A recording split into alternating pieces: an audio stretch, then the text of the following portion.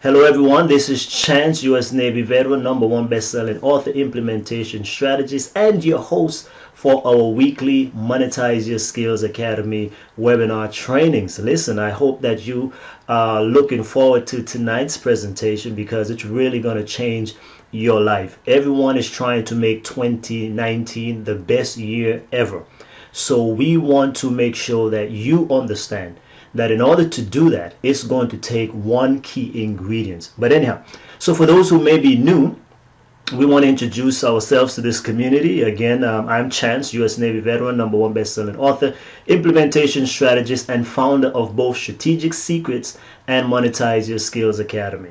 So what we do here is we help people to be able to live their life on purpose, monetize their skills, make a lasting impact, and so that they can make a big difference in the world by being able to share their giftedness, their talents, and so forth, and reach as many people as they can possibly do with their skills, whether their skills, their education, expertise, and experiences. So every single week we come on this webinar and we do trainings on different subjects covering those type of things. So if you are the kind of person who want to up-level your life, your career, your business, your ministry, anything along those lines, you are in the right place. You can be a doctor, lawyer, engineer, pastor, ministry leader, educator, administrator, manager, coach, consultant, anything along those lines, you are in the right place. Strategic Secrets University equip you with the knowledge, the skills, and the motivation to be able to do all these things. And we also bring on several different guests as well. So on the screen here, you can see several of the books that I've authored. I've authored now 10 books, 8 back-to-back #1 Amazon bestsellers. And so we know what we are doing here. We want you to have the kind of success that we believe it is your God-given heritage to have and to experience. So I hope you have your note-taking device. Make sure you introduce yourself. You can chat, ask questions in the chat here as well. But feel free to interact. This is a community that is growing and we want to take it to the whole another level in 2019. So share it with your friends and family and those that you believe have a like-minded vision and passion. So what are we going to be talking about tonight? Tonight's webinar is all about how to win now. Not tomorrow, but how to begin winning now. When we say we want you to win now, there's one secret ingredient that will help you to achieve success in any and all areas of your life. Okay, one key secret ingredient that is above all others. Why am I sharing this now? Well, because research has shown that on January the 15th, most people abandon their New Year's resolution. We are just a little bit past the 15th now, just a few days past the 15th, and many people, perhaps some who are on this webinar this evening, you might have already gone back to some of the old ways of 2018. You might have also given up on some of the, the things that you really wanted to do. Some folks have goals to lose weight, make more money, whatever it may be, start a new business, start a new ministry, whatever it is, get more connected with God, be able to have more quality time, devotional time, those type of stuff. Whatever it is, you wanted to improve your life. How are you doing? This is a good checkup. How are you doing on your New Year's resolution? How are you doing on those goals? If you are not where you want to be or you have reneged on some of those things, well, you are in the right place tonight because it's not entirely your fault. I'm going to show you one of the things that people completely overlook, but it's a problem for everyone. And if you've been struggling with procrastination, struggling with goal setting and all of these different things, you must master this one key ingredient. Why? Because it will dictate the success you have throughout your life in any area of your life. It is that crucial. This one thing more than others. Of course, there are many strategies. I talk about strategic secrets, right, which give you different success ingredients and strategies. But this one, how to win now, is the #1. If you can throw all of the others out of the window, you absolutely cannot throw this one out because this one really is what dictates all others. And so if you can master this, trust me, by the ending of this year, you will not only have achieved your goals, but chances are if you implement what I'm telling you today, you will surpass your goal. You will feel alive. You will begin living with more purpose, clarity, and vision. You will be focused, you will be disciplined as you really and truly desire to be. There's a quotation I like from Jean-Jacques Rousseau in The Social Contract, and he says, "Man was born free and he is everywhere in chains." Now, this truly is the human condition, right? We are born free, but many things keep us enslaved and trapped. And the biggest entrapment of all is the one you and I put on ourselves. And that is why I love also what reggae legend Bob Marley, right? He had a song called Redemption Song that goes something like this: we must emancipate ourselves from mental slavery. Only we ourselves can free our minds. Because there are many folks even on here tonight, I will vouch to say, that are in the faith-based community. And we quote a lot of different things that are, we're supposed to be free, we're supposed to have all of this, liberties, but guess what?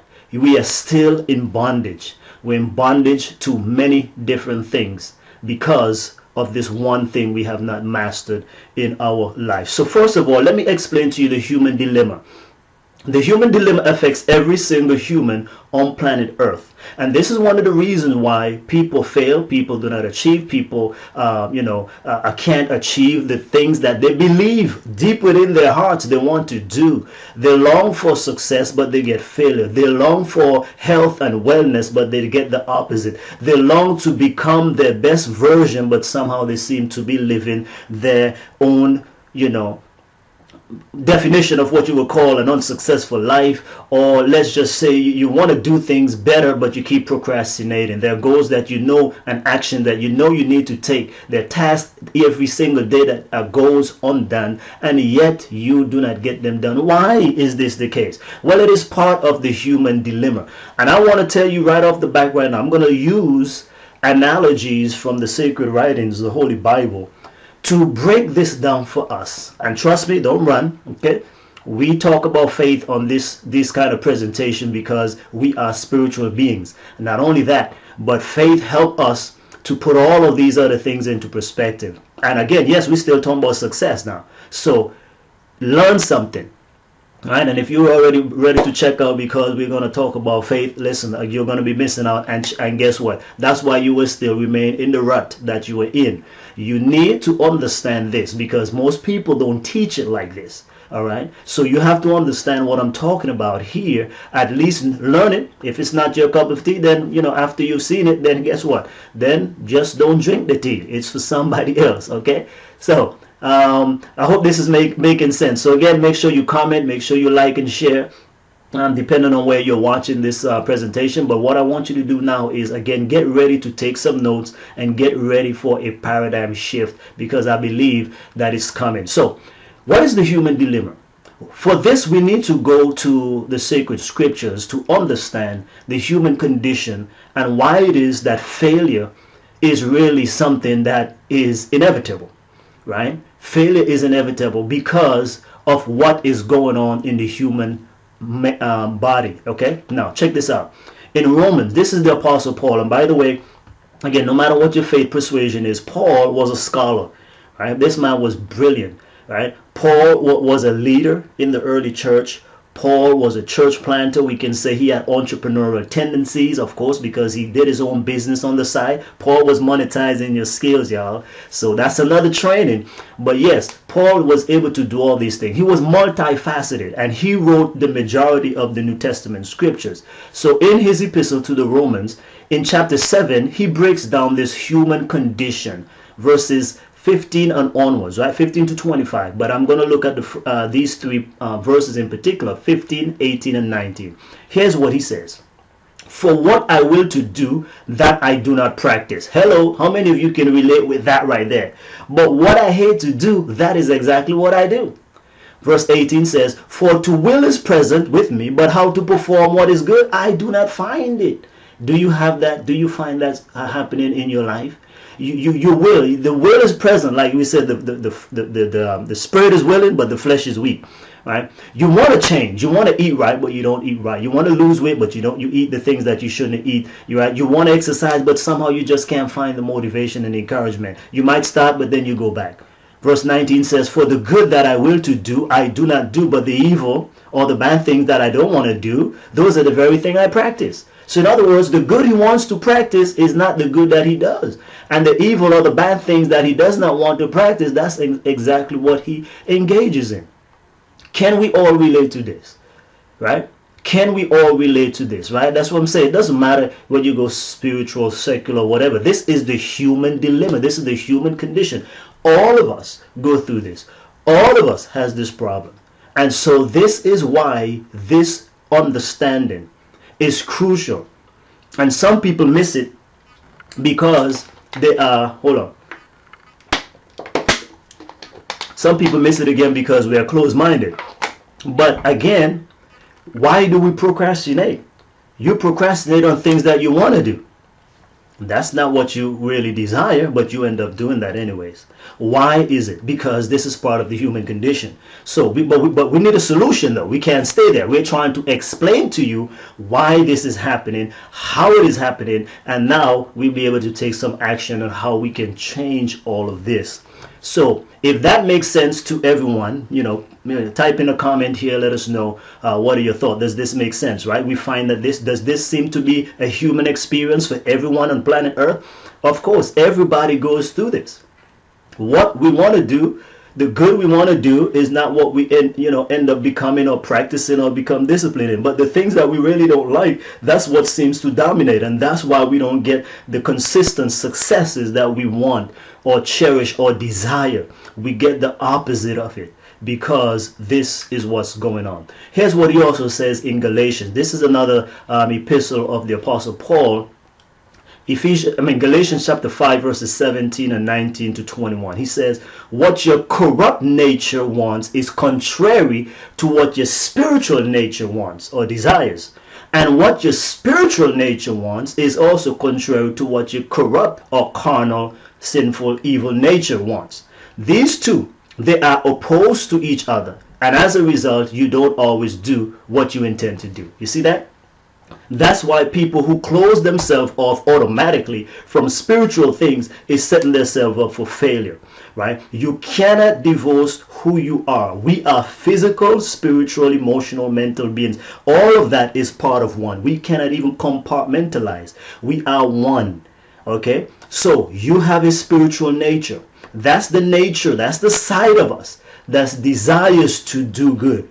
But living in this flesh of ours has propensities to want to do things that are contrary to the higher spiritual levels in us, or the higher spiritual desires or being that is within each and every one of us. So we have this battle going on. That's why some folks says, like, you have a good angel on one side and a bad angel on one side. These are all different ways of kind of saying the same thing.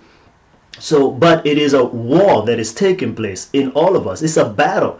And how we fight this battle, or how we gain victory in this battle, will determine our success and failures in any area of our life. So again, it doesn't matter which area. Let's say you're talking about finances. If you can't get your spending under control, if you want to save money or make more money, but you end up spending everything that you have, you can't live off a budget. You see, that's the same battle that is taking place. That's exactly. In relationships, you want good relationship, but somehow you seem to be attracting only negative, bad relationships. It's the same thing over and over again that's being played out. It doesn't matter what area you pick. Academically, you want to get good grades, but you're not having the study habits. You want to study, but you have other things going on, or you have other things that pull you away. You want to do the TV, want to sit down, want to relax. We can watch 4 or 5 hours of movies straight, but we cannot concentrate on our goals, our visions, and passions, right? It's easier to eat Twinkies and Ding Dongs than it is for us to eat fruits and vegetables and nuts and so forth, things that are good for our body. You see what I'm saying? So the spiritual side of us desires the things of the spirit, the good things, the healthy things, right? The successful things. But the other side of us, then it desires the negative, the things that pull us back. So we have this battle that is going on within us, and that is the human condition. That's the human dilemma. So which side you feed will determine how much success or how good your success is and how lasting it is. So again, now that we understand, that's the basic foundation, right? That's the basic issue or the basic dilemma that we all find ourselves in. But now, how do we overcome this? How do we actually set ourselves up for success? Okay, now before we get that, we still need some more knowledge about this, because knowledge itself is not freedom or power, right? Knowledge is potential power. It's when we apply it, but nonetheless we need to know before we can apply, right? And the better that we know is the better we can be able to apply. So Paul goes back in Romans now, and based on this dilemma that he painted before us, he says now, he cries out in verse number 24. He says, "O wretched man that I am, who will deliver me from this body of death, this body of failure, this body of always missing the mark, this body of always not doing what is good and what is right? Who will deliver me?" So part of this right here begins to help us to identify how it is that we find solutions to our problems. He is asking right here for help. He is crying out for help. I think, we talked about this before when we were setting goals. One of the ways to achieve your goals faster is to ask for help, to get help, get a coach, right? If you can't exercise and maintain a physical fitness regimen, then get a personal trainer. I bet you will be able to get results faster and better. See, so this is part of what he's saying now. He is saying, if what I want to do I don't do, and the things I don't want to do, that's what I end up doing, who will be able to deliver me from this? How can I solve this particular problem, this dilemma? So he's frustrated, and right now you might be frustrated because you had some great goals, right? If you are behind on your resolutions, that is, or if you've just given them up completely, because 2019 will be the very same for you as 2018 if you don't do something different, and every other year before that. So it's really easy to predict how your year will be. It will be exactly the same, maybe even worse as the previous year, unless you change something, unless you find help, unless you do something different. And that's the secret I want to share with you on this evening. So we, like Paul, now must come to the point in our lives where we are saying, listen, I have a problem. I am not achieving my goals. I'm not, making the kind of money that I want to make. I'm not in the best health that I can be in. My relationship sucks. Just call it what it is. It's not going the way I want it to go. So what can I do differently? Who can help me? Where can I find help, liberation, freedom from all these things? I'm addicted to failure, it seems. I'm addicted to bad things happening. I'm addicted to spending and not budgeting and being, not a good steward with my resources. So in other words, you are not utilizing your talents, your giftedness, your uniqueness for the purpose for which God created you.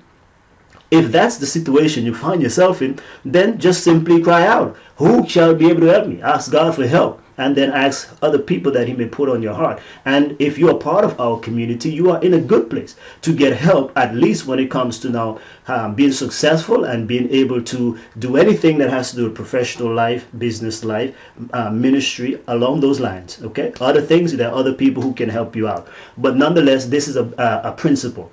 So if Paul is crying out now for help, we need to figure out now, how is the help going to come? So he's saying he's wretched, he is admitting he's in a bad state, and so now let us see the solution that is beginning to emerge from this. Okay, one of the things is, so when he cries out, he's looking for someone or something that can give him victory or power. And John 8:36 tells us, if the Son therefore shall make you free, you are free indeed. So here's the thing. Many of us are free, but yet we live in chains. That's what Jean-Jacques Rousseau was technically saying. We are free, right? But yet we still live as slaves to behaviors, right? To problems. We are still living enslaved to debt and all forms of bondage, even though we have been liberated. Another one. Galatians 5 and verse 1 says, so it is not enough for you to be free. This is what we have to do when we are free. It says, stand fast therefore in the liberty or the freedom wherewith which Christ has made you free. And don't be entangled again with the yoke of bondage. So as a principle, let's just say, I don't know if you had the experience, but I've been there more than once myself. So that's why I can talk about this too. In the area of finances, right? When I first came to this country, of course, you can tell probably by my accent, I came to this country as a young man and I joined the Navy. My first financial lesson for my father was, do not get credit cards, right? For 3 years in the military, I did not get any credit cards, but after that, I needed a vacation. And so I took out a credit card, and before I started the vacation, I had already maxed out that credit card. So for the first time in my life, I understood debt and what being in debt was all about. And so, but I didn't know. Like Paul, I didn't have solutions, okay? But later on, by and by, I found some strategies on how to become debt free, and I was debt free in 2 years. Now, like Paul now, so now that I'm free, I was in debt, I was in bondage financially. Now he says, I found the solution. We asked for help, and I was able to get some knowledge, some wisdom, and I became debt free. But it was not enough for me to be debt free. I should have stayed debt free.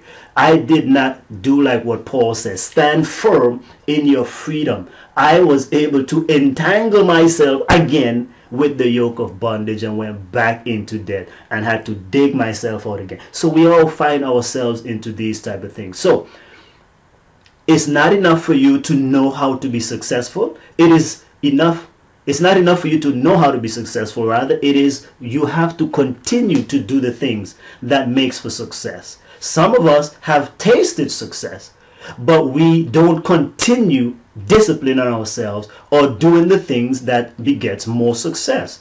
Again, if you have lost weight in your life, did you continue to do that? Many of our people's relationships go sour simply because the things they used to do when they were dating, they don't do those things anymore, right? Because the stuff gets sour over time, and this is part of the problem. So now they're being free, right? We say we are single and people want to get married, and so now they are being freed from singlehood. Now they got into marriagehood, and it's like, hey, this seems to them to be bondage, and now they go back into the same predicament as before. So many people I find struggle because, of course, I'm a man of faith as well, right? I've served as a missionary, as a pastor, and other things like that.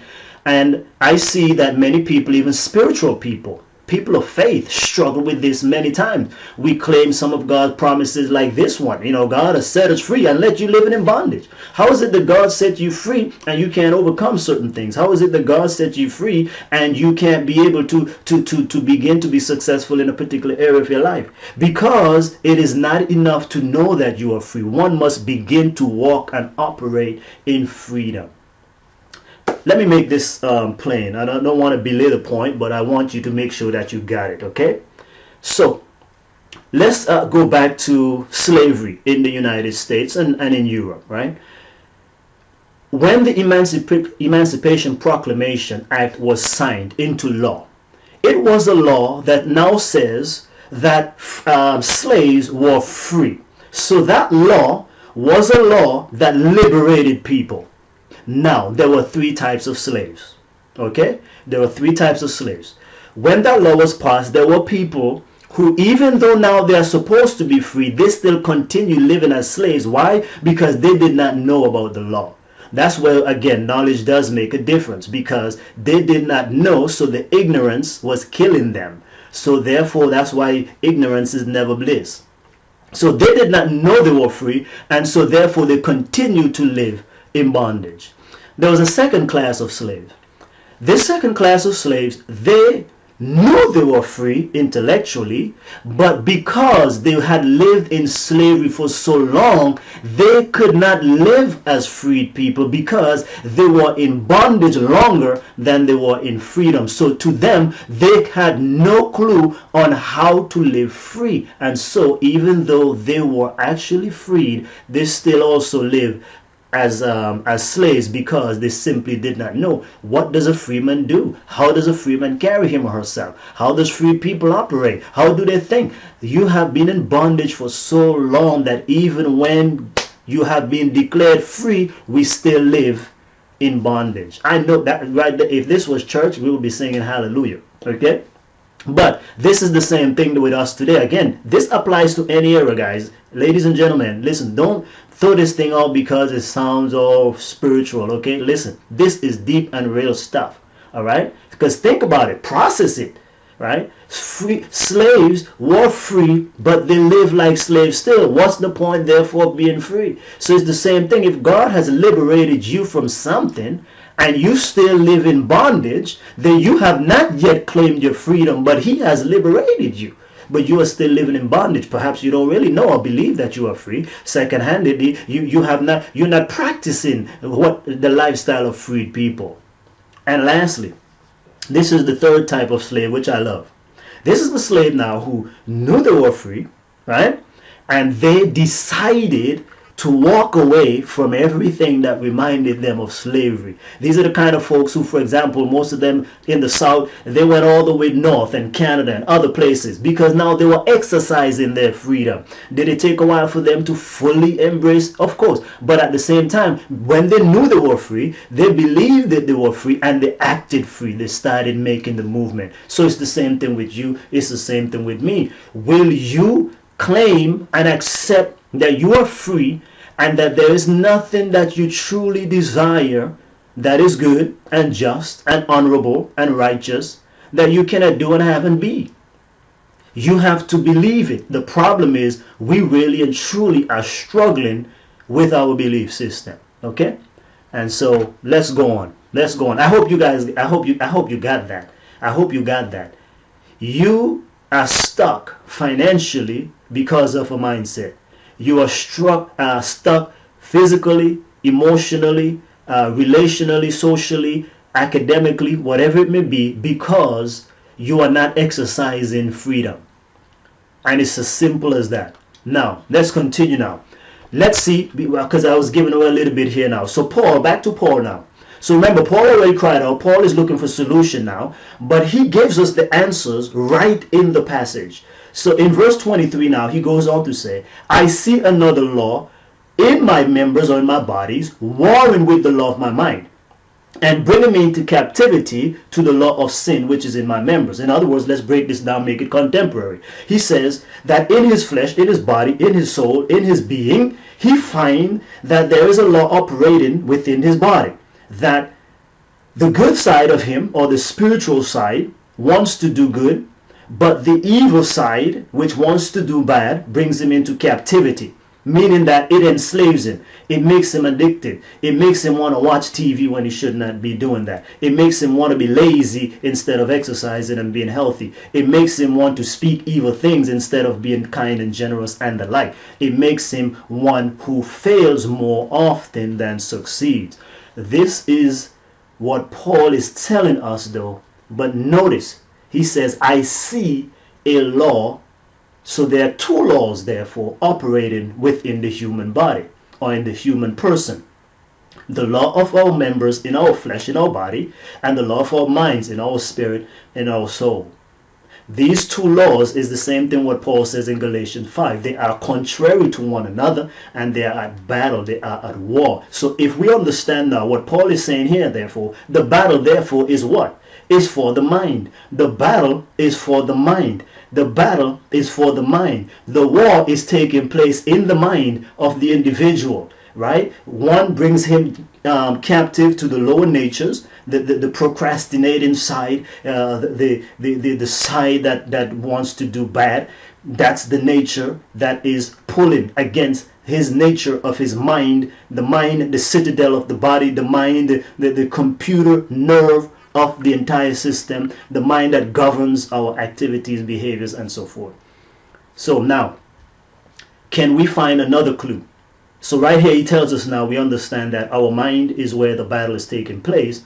Notice when he cries out in verse 24 again, he says, O wretched man that I am, who will deliver me from the body of this death? And now he says, I thank God that through Jesus Christ our Lord. So right here is what we are saying. So now that's why we understand that we are spiritual beings and we need help. We need divine help. So on one hand, we understand that, again, it says, whom therefore Christ has set free, you are free indeed. But you must stand fast in the freedom that he has made you free. Don't go back doing the old things.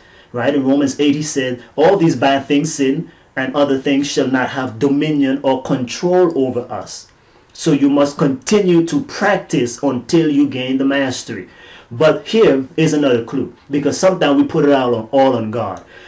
God does his part, but you and I, we have a part to play. And that's what many people of faith fail right there, because they just think God is going to just take it out of my hands, take it out of my mouth. It doesn't necessarily work like that. I guarantee you, majority of the time, it does not work like that. So now, but here's another clue he says here. So I thank God through Jesus Christ. So that's where now humanity and divinity must merge together to win this battle. So we need spiritual help. We need spiritual intervention. But now, here he says now, so then, with the law, with the mind, I serve the law of God, but with the flesh, I serve the law of sin. Make it contemporary for us. With my mind, I do the good things that I want to do, but with my body, with my flesh, there's evil propensities that are in me. I end up procrastinating. I end up doing what is wrong and doing what is bad. With my mind, I serve and I make intelligent decisions, because we are the only creatures who can think and reason on this level. And so therefore, you and I, if we are having more failures in our life, it's our own fault and our own decision. For the most part, of course, there are things that happen in people's life that we have no control over, but our response, we can still control that. The majority, I would say 99% of our failures come from our own actions, behaviors, and the like. So therefore, if you want to be successful, you have to master right here, because Paul says, with my mind, the good I want to do, that's what I do. With the mind I serve, but with my flesh, in my body. You see, your body tells you it should stay in the bed. But your mind knows that you need to exercise. So you give in to your body, or you give in to your mind. Your mind says that you need to sleep with somebody else's spouse, or somebody else's lady or guy, or whatever it may be. But guess what? Your mind says that that is not right, so therefore I would not do it. Your mind says it's time to get up and grind, but your body says, no, let's take it easy today. Your mind tells you that it is good for you to have a budget, and it is good for you to be able to achieve your goals, but your mind, your body is telling you, well, I don't want to go through the pain. You see, pain, we think that is a bad thing, but pain is the body's way of crying out. But the mind is saying sometimes, no, without the pain, there is no gain. So will you submit temporarily to the pain, or would you just give in and say, well, I don't want to have any pain, so therefore I'm not going to do it. I'm going to let my body take over. Are we seeing it? Are we seeing it? You know intellectually what it is that you need to do, but we don't do it because we allow our flesh, our feelings get in the way of what we know to be right. So you have to begin to master this. So what is the secret? The secret is learning to master one's mind. The battle is in the mind. If you can understand that, you will be able to become successful. But let's break it down some more, right? So here's a quotation from a wonderful book called Mind, Character, and Personality. It says, the mind controls the whole man and woman. All our actions, notice this, all your actions, good or bad, have their source in the mind. It is the mind that worships God, right? It is the mind that worships God and allies us to heavenly beings. All the physical organs are the servants of the mind. You see that? All the physical body that we have is subject to our spiritual mind. And the nerves are the messengers that transmit its orders to every part of the body, guiding the motions of the living machinery or our living physical structure, the physical being. So therefore, understand this. Your mind is where we worship God. Think about it. Right? And that's why the condition of your mind determines. That's why the devil likes to get us to be discouraged and depressed, because he attacks our mind. And therefore, when we are not in a mind of belief, a mind of faith, what happens? We operate in doubt, because doubt sees, right? We let our physical senses dictate. But that's why it says the just shall live by faith and not by sight. Sight has to do with our physical eyes. When we see problems, we now begin to become fearful, and it says fear has torment. So if you are fearful, you will not go after your dreams, because you are imagining now things that will derail you, that may not even be so. As someone says, rightfully so, I think, fear is false evidence appearing real. F-E-A-R. Fear, false evidence appearing real. Because when it appears real because it comes through our physical senses. But our spiritual mind ought to be able to say, listen, this is a mirage. This is just an illusion. But we allow our minds now to be dictated by the body rather than the body being dictated by the mind. Do you get it? So if all the things you want to do, the good, right, not the bad, they all stem from here. It's the way you think. It's the way you believe. It's the way you process. That is the problem. Here's another one. A great deal of sickness that afflicts humanity has its origin in the mind. Today we are finding that out, right? And can only be cured by restoring the mind to health, right? So our minds have all of these things that creates physical manifestations in the body. So 9/10 of all diseases originate in the mind, right? Psychologists and other people will even tell you this, but because science is realizing that, that's why today mental health is now becoming one of the most costliest things to cure, because we have overlooked it and been treating the physical bodies. And that's why sometimes people go into the hospital and but the doctors don't check for your mental emotional state. They just deal with the symptoms of the body. And that's why they're not necessarily curing diseases, they're just dealing with symptoms. Because if you go into the doctor, you have some physical manifestation of pain and other things, it could be simply because you have relationship problems, right?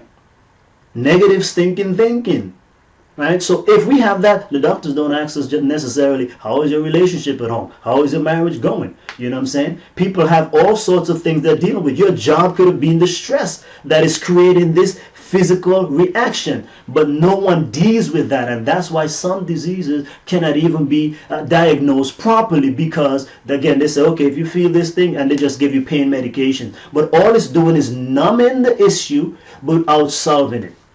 It's not getting to the root. The root cause is here, your mind, your heart. These are the things that are generally creating most of our problems. Of course, there are other things that affects, don't get me wrong, but majority, a great deal of the sickness that afflicts humanity has their origin in our minds. This is why you have to understand that you're a spiritual person, because no one ever can put, a diagram. No one can plot these things on a diagram per se, right? And that's why it's hard for doctors to figure it out, because they just deal with, again, the physical. But who deals with the spiritual side of us? Okay, now let's continue. So even folks of spiritual nature too. So here's another one. This other part, I don't want to gloss over this, but it says there are also erroneous doctrines. So that's why you got to be careful too with churches, right? Churches are great places where we can find God, but churches have also, and religion itself in many cases, have caused many not to be successful also, and many to even have mental issues, because it says, for example, erroneous doctrines like the eternally burned in hell and endless torment of the wicked, and all of these exaggerated and distorted views of God's character. That's why people don't even want to hear nothing about God, because we people have in many ways mischaracterized or misrepresented God in the way they say certain things. Okay, so you have to be careful with that. But I hope it's plain. If that is plain, it makes sense. Let us know in the chat here again. Proverbs 23:7. Everybody quotes this. Businessmen, everybody quotes this. As a man or woman thinks in their heart, so are they, right? As we think, so we are. It's all here in your mind. You want to have success in every area of your life, you have to begin with your mind. Now, the master teacher, Jesus of Nazareth. Now, I want you to pay attention to this also. This right here is liberating. Here is what he's telling us again, to understand that all the defilement and things that we don't want to have in our lives have their roots in the mind. Notice again, he says, there's nothing from without a man or woman that entering into them can defile them. But the things which come out from them is what makes them defile. So the disciples, they couldn't understand this, so they went ahead and they asked him, what did he mean by this parable? So he went on to explain. He said, listen, from within, out of the heart or out of the mind, because we think with our hearts, right? Out of the mind proceeds what? Evil thoughts, the adulteries, fornication, illicit sex, murders, thefts, greediness, wickedness, deceit, unbridled, all these different things, right? In other words, all the bad things we don't want, even failure and a lack of success, these things have their their roots from within us. So what you try to do is you try to fix your behaviors without fixing your mind. If you fix your mind, you take care of the behavior. Notice he finishes it off by saying, all these things come from within the person's mind. And that is what makes them defile. That is what makes them fail. That is what makes them who they don't want to be.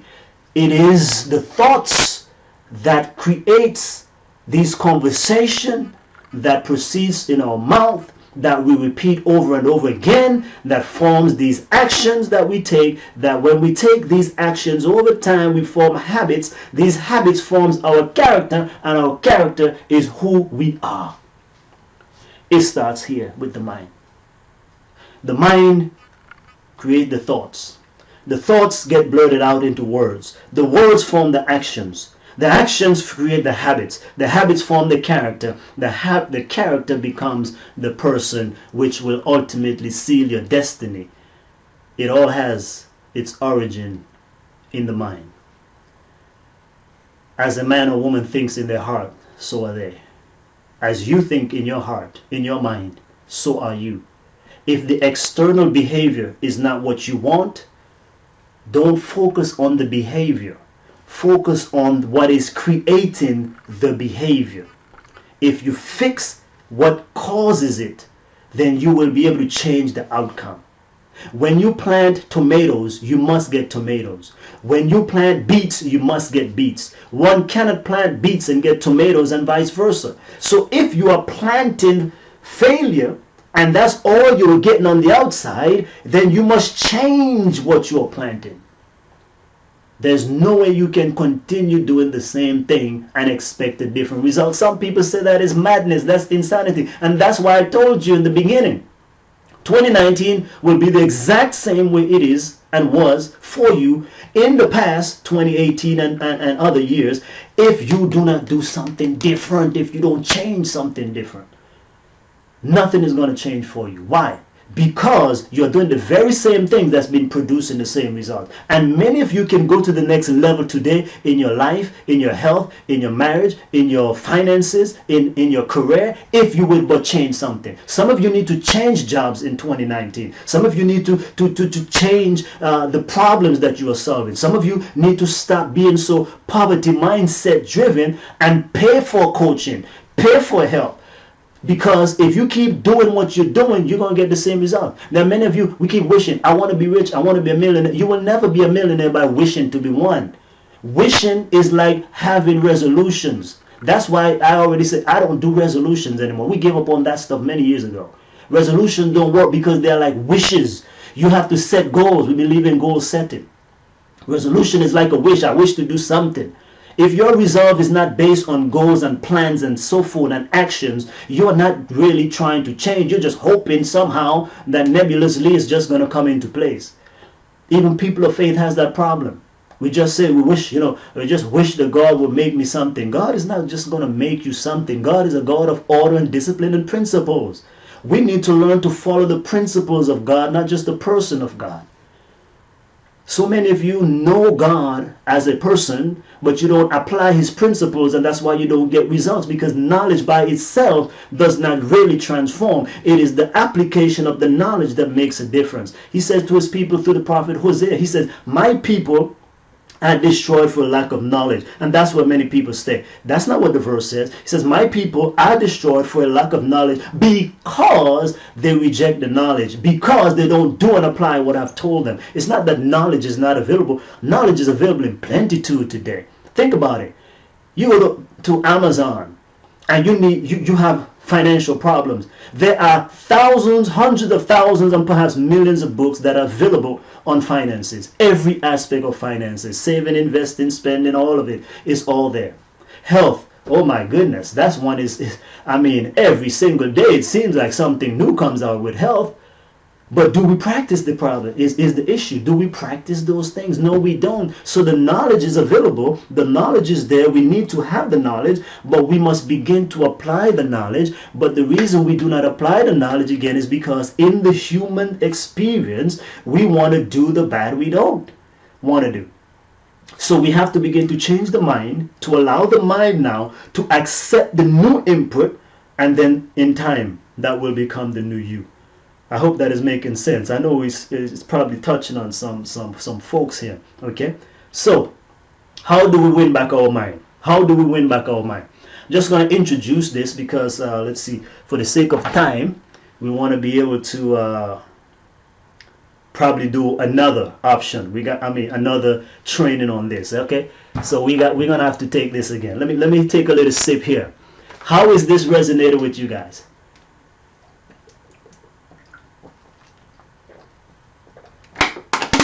Silence is good sometimes. Let you think. How do we win back our mind? Chance, you're telling us that the problem is in our mind. Yes, I am. I'm telling you that your mind is the reason why the things that you believe, whatever occupies your mind, is the reason why you are not achieving the kind of results you want. Pick any area of your life. Your health is not where it's want to be because you're being conditioned in a certain way. Your finances, we have this poverty lack mentality that is preventing us. Your belief system around money is what shapes you, right? There are many people who could do better. It's not a lack of skill, right? We talk about monetizing skills. I said people got skills that are six-figure skills even. They have the education, they have the expertise, they have the experiences, but they're still not broke. You know why? Because of the mental conditioning surrounding money. It's negative, and therefore you keep getting the negative results. You can go, just type online, check Professor Google, right? The majority of Americans, over 70-something plus percentage and above, are living paycheck to paycheck, right? The majority of Americans don't even have $1,000 saved in an emergency fund.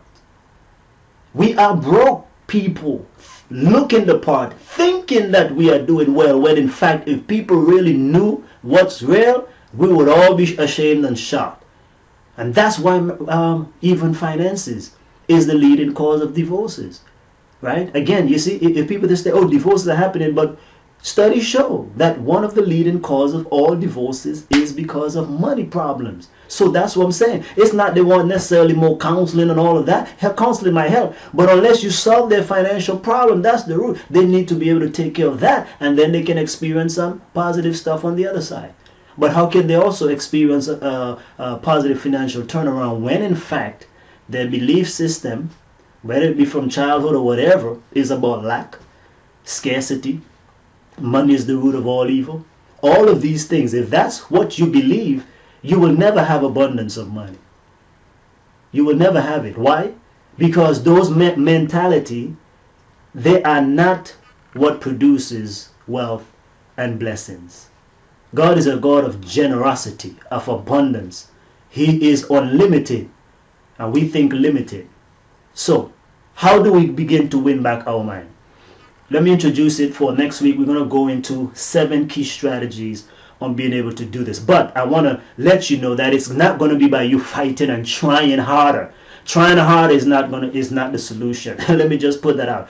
Trying harder is only going to get you more of the same. Because what are you going to try harder? To do what you've been doing? No. Right? That's not the way it works. Don't try to fix your behavior neither. Because all you're going to do is keep fixing one. That's called putting out fires. When you try to fix this one, another bad thing pop up. So you no longer, let's say you have a bad habit of smoking, you fix that one. Then something else come up over here and you keep fixing that. But you never deal with your internal dialogue. You never deal with really what is the trigger, what is causing all of those things, right? So how do we begin to win it back? And again, I'm giving you scripture because these answers have been here all along, and everybody owns a Bible, but they don't read it, they don't study it. Right? So we're giving you some free stuff here. Right? So here are 3 scriptures that will help us. Right here in Romans 12 again. So Romans is a powerful epistle of Paul. He says, be not conformed to this world, but be transformed. How? By the renewing of your mind. How do you want transformation? Do you want physical transformation, financial transformation, professional transformation? Do you want transformation in your career, in your business, in your ministry? Then he says we have to renew our minds. That's how you experience the transformation. Ephesians 4:23 says, be renewed in the spirit of your mind. There we go again, right? Philippians 2:5, why was Christ able to do what he did? He says, let this mind be in you, which was also in Christ. We need the mind of Christ. Christ was not a failure. Christ was not sick. Christ was healthy. Christ was successful. Christ was goal driven. He said, listen, Christ was not even deterred from his mission. Notice what he said all throughout, right?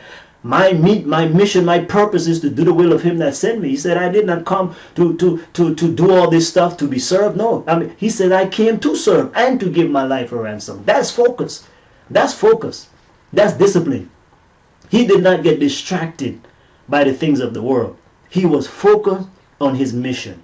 And you got to be focused this year, 2019. But you're going to need a mind transformation, a mind renewal. That's the secret to having instant success. Because the moment you change your mindset and your belief system is the moment you will begin to have the kind of success you want to have in any area of your life. So that is the solution. That is the number one secret to instant success in any area of your life. So next week we're going to begin to talk about the 7 steps to reprogram your mind for success.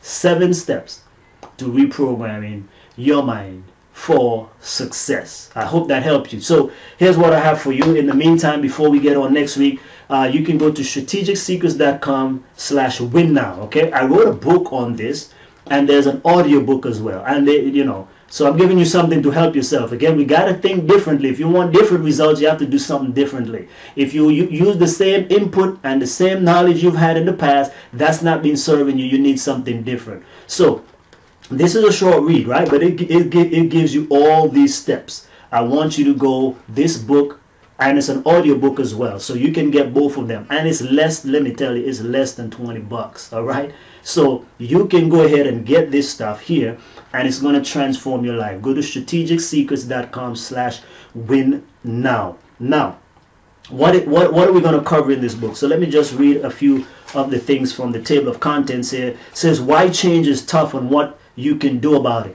So change is tough. Sometimes people like to make it feel like change is easy. It's not easy. It's not really so tough, but the problem is we keep trying the wrong thing. So it is hard, because if anybody has really tried to change something and you've been struggling all these years, then obviously it's not easy for you, right? But we explain in this book why. Because notice it says why. Why is change tough? And what you can do about it so you can make it easy. Another one is all about our belief systems, right? Our mindset, learning more and understanding about that, and the power of decisions. Because Paul mentioned in here as well, he said the will is present. We want to be able to now tap into that part of us also to be able to begin to have the mindset shift and the paradigm changes that we need. So we're going to talk about that. Procrastination and the mind. Procrastination is one of the biggest blunders and the biggest thing that hold all of us back from achieving significance and greatness that we can have. Pain and pleasure principle. We understand this. Many people have spoken about this. But again, I like to bring in scriptures in regards to many of these things. But again, pain and pleasure. These are the reasons to do and not to do things. All right. Again, and it is based on, again, that's the physical. Remember, right? When we are in this physical and it is painful, we don't do it. But just on the opposite side of pain is the success that you're looking for. And vice versa, when things are pleasurable, it's more pleasurable to sit down with a bowl of ice cream and eat it than it is to go outside and get some exercise for the same hour. But we would rather sit down, watch TV, and finish all of that ice cream or potato chips. See, pain and pleasure principle at play all the time. How to think correctively, right? How are we going to now make the shift, the transition from this way of thinking to the good way of thinking? And then lastly, again, I go through the 7 keys to reprogram your mind for success and abundance. It's all covered here, and you can listen to the audiobook, listen to it over and over again until you get to become one with the message. So that's what I have for you. But I'm going to break it down. I'm going to break it down also again on next week. But suffice to say, you can read about it. And you can also listen to the audio. Go to strategicsecrets.com/winnow and get this book, an audio book. Win now is powerful because I want you to win now. It's time. It's your time. 2019 is your year to win now. No more just barely getting by. No more of just tolerating failure, tolerating sickness, tolerating lack, tolerating bad stuff. No more of that. This is the year to win now. I know it's been difficult, yes, but guess what? It is not entirely your fault. You have been given wrong information. Now you have the power to transform. Paul says, be transformed. But how? By renewing your mind. You have never heard about renewing your mind. This is giving you the secret of being able to renew your mind. And when you begin to renew your mind, you will notice, just like when you plant stuff, right? I have a garden outside. There's some crops I plant, and guess what? It takes 3 months for them to germinate, 3 months for them to be able to yield. But guess what? Once you plant them, you know you're going to get the results. You have to plan something different in 2019 so you can get something different. If you want financial transformation and financial abundance, guess what? You cannot do the same thing that you've been operating on with the same old information that you've had. You need some new information. You need stuff like we teach at Monetize Your Skills. You need, actually, if you're not in Monetize Your Skills Academy, you better get a subscription now, because you have to change something in order to get a different outcome. That's just plain straight and lovingly simple. All right, I hope that helped you. Again, this week we have covered the #1 secret to instant success in any area of your life and how you can win now.